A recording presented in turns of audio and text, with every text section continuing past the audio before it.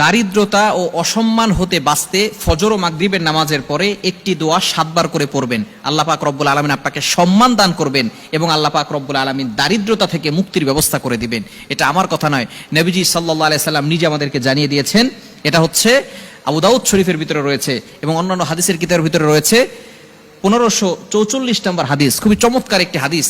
এই হাদিসটির আমল যদি আপনি করতে পারেন, এই দোয়াটা যদি আপনি শিখে নিতে পারেন এবং আমল করতে পারেন, আল্লাহ পাক রব্বুল আলামিন আপনাকে সম্মানের ব্যবস্থা করবেন এবং আল্লাহ পাক রব্বুল আলামিন দারিদ্রতা দূর করে দিবেন। খুবই চমৎকার একটি দোয়া। আমরা অনেক সময় দারিদ্রতার ভিতরে পড়ে যাই, অনেক সময় অভাবের ভিতরে পড়ে যাই।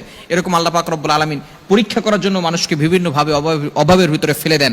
অনেক সময় আমরা কঠিন বিপদের ভিতরে পড়ে যাই, অভাব দূর হচ্ছে না, টাকা পয়সা ইনকাম হচ্ছে কিন্তু অভাব ঘর থেকে যাচ্ছে না। এরকম হয় কি হয় না? আবার অনেক সময় দেখা যাচ্ছে যে সম্মান হচ্ছে অনেক দামি একটা জিনিস। সমাজে চলতে হলে সম্মানের দরকার আছে না নাই? যদি আপনি অপমানিত হয়ে যান, লজ্জিত হয়ে যান, তাহলে কিন্তু আপনি মুখ দেখাতে পারবেন না। খুব মনের ভিতরে কষ্ট লাগে যে আমি লজ্জিত হলাম, অপমানিত হলাম, লাঞ্ছনা, এই লাঞ্ছনার জিন্দেগিটা খুবই কষ্টকর। এজন্য আল্লাহ পাক রব্বুল আলামিন যাতে করে আপনাকে সম্মানিত করেন এবং আপনি সকলের সামনে সম্মান পেতে চান এবং শ্রদ্ধা পেতে চান, সম্মানের সাথে চলতে চান, তাহলে অবশ্যই এই আমলটা বেশি বেশি করবেন। ফজর নামাজের পরে 7 বার, মাগরিবের নামাজের পরে 7 বার পড়বেন। দোয়াটি হচ্ছে আল্লাহুম্মা ইন্নী আউযু বিকা মিনাল ফাকরি ওয়াল কিল্লাতি ওয়াজ জিল্লা ওয়া আউযু বিকা মিন আন আযলিমা আও উযলামা। খুবই চমৎকার একটি দোয়া। আপনি আল্লাহর কাছে আশ্রয় চাচ্ছেন, আল্লাহুম্মা ইন্নী আউযু বিকা মিনাল ফাকরি, আল্লাহ দারিদ্রতা থেকে আমি আপনার কাছে আশ্রয় চাচ্ছি, ওয়াল কিল্লাতি ওয়াজ জিল্লা, আল্লাহ আপনার কম দয়া হতে আমি আশ্রয় চাচ্ছি, এবং আল্লাহ আমি অসম্মান হতে আশ্রয় চাচ্ছি। অর্থাৎ আল্লাহ তুমি আমাকে সম্মানের ব্যবস্থা করো।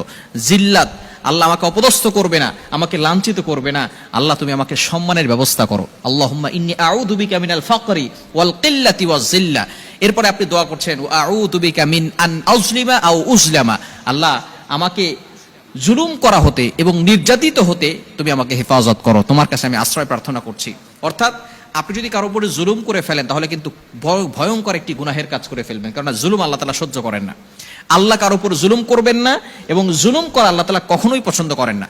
ফেরাউনকে আল্লাহ তাআলা ধ্বংস করেছেন। ফেরাউন তার কওমের উপরে জুলুম করা শুরু করেছে, তার জাতির উপরে জুলুম করা শুরু করেছে।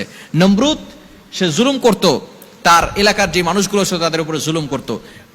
যত বড় বড় বাদশা ছিল যারা মানুষের উপরে জুলুম করেছে, কাউকে আল্লাহ তাআলা ছেড়ে দেন নাই। আল্লাহ তাআলা ছাড় দিয়েছেন, দেখি ভালো হয় কিনা, কিন্তু আল্লাহ পাক রব্বুল আলামিন কাউকে কিন্তু ছেড়ে দেন নাই, সকলকে আল্লাহ তাআলা পাকড়াও করেছেন। আর ইন্না বাতশা রাব্বিকা লাশাদীদ, আল্লাহর পাকড়াও বড় ভয়ঙ্কর। এজন্য অবশ্যই জুলুম করা হতে দূরে থাকবেন।